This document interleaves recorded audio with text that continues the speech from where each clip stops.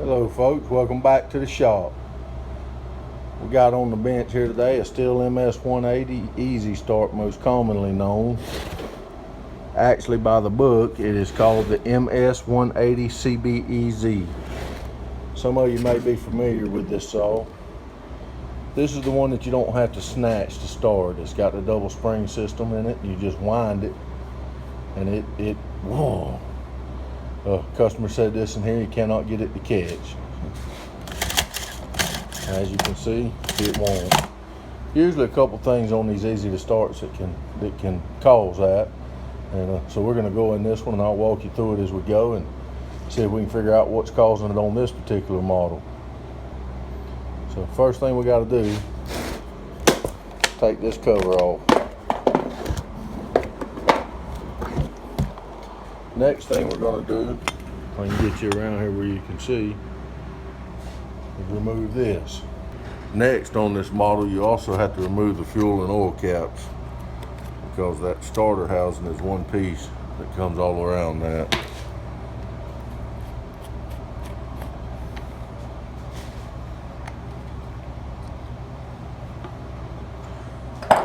Next, there's 4 screws that you have to remove.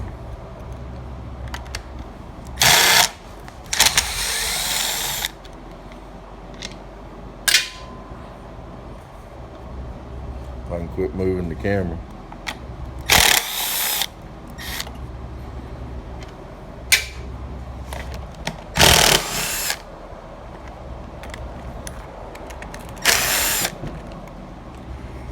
When you're moving screws, they're all the same with exception of one. Remember that that's what goes into this brake handle to hold this brake handle on.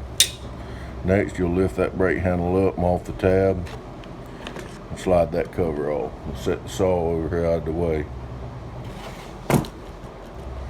Now, generally on these, you'll find one or two things, generally, unless a rope break.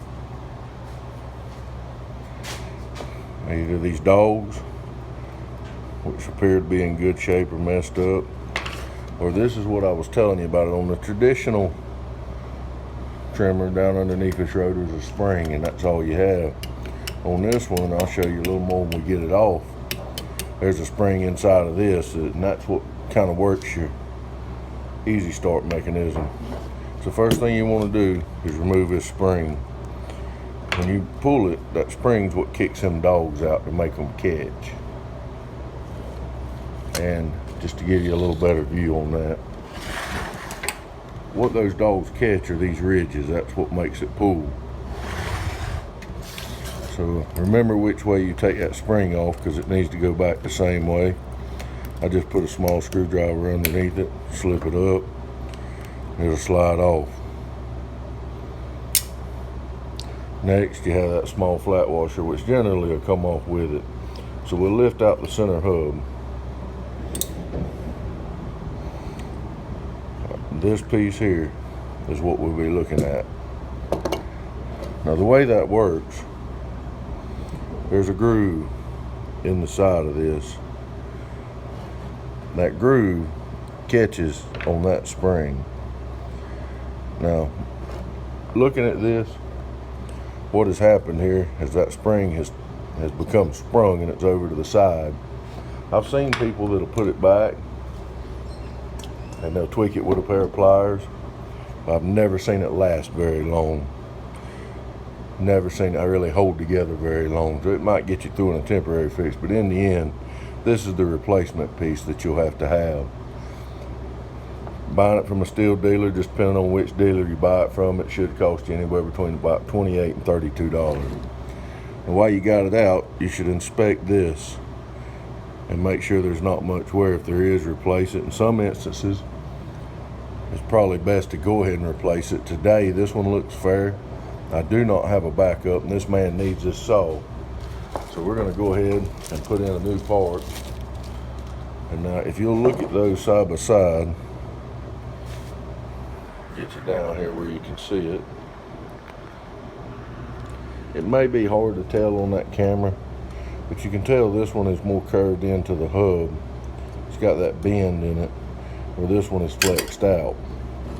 Also, if you look, when I slide that down, you can tell that it's really not engaging. Where on this one, it engages it perfectly. So we're gonna put this new one back in. It's pretty simple.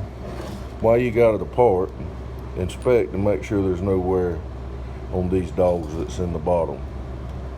In this case, there's not, so all you're gonna do is slide it back in, make sure it's in the right place. If it's not, it'll be sitting up. When you turn it, it'll roll down to the right place. Drop that center hub in and make sure that this lines up on that. Next, you drop your washer back on it.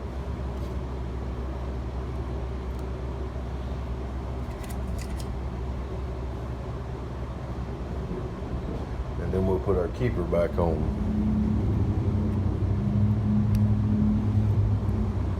And I'll show you how to test this keeper before you put it all back together and make sure you got it the right way. All you got to do is pull the string.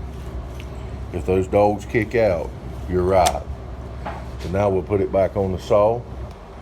You know, something I didn't mention that I probably should have. When you go to do this, if you then take this cover off, there's a lot of trash around your caps. Go ahead and blow it off before you take them caps off so it don't get down in there. Putting it on is the same as reverse. You just set it down on there, get it over your caps, give it a gentle pull to make sure it kind of sits down where it should, and it does. Slide your bait handle back over. At this point, I like to go ahead and drop my caps on. Snug them down.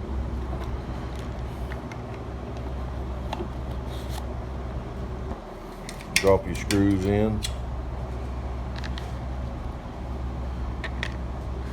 And remember, your one screw that's different is the one that goes in this brake handle.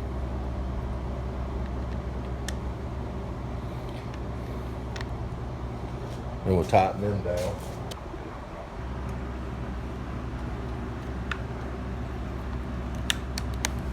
And you know, just remember you're going into a plastic housing, so don't be torquing them all the hell out of them. And I like to, when I'm putting the cover on like this, I like to snug them all down about equal and then tighten them. And when you're doing that, just make sure that you've pulled on that handle a little bit and that there's no spaces in the bottom. Because if something's in a bind and you tighten it down, then you go to crank it, you're gonna break something. And like I told you, that little piece right there, depending on where you buy, it's roughly around $30. You'd hate to mess that up, especially it's brand new. All right, we got everything tightened down and reassembled. Now it's time to see if we made any progress.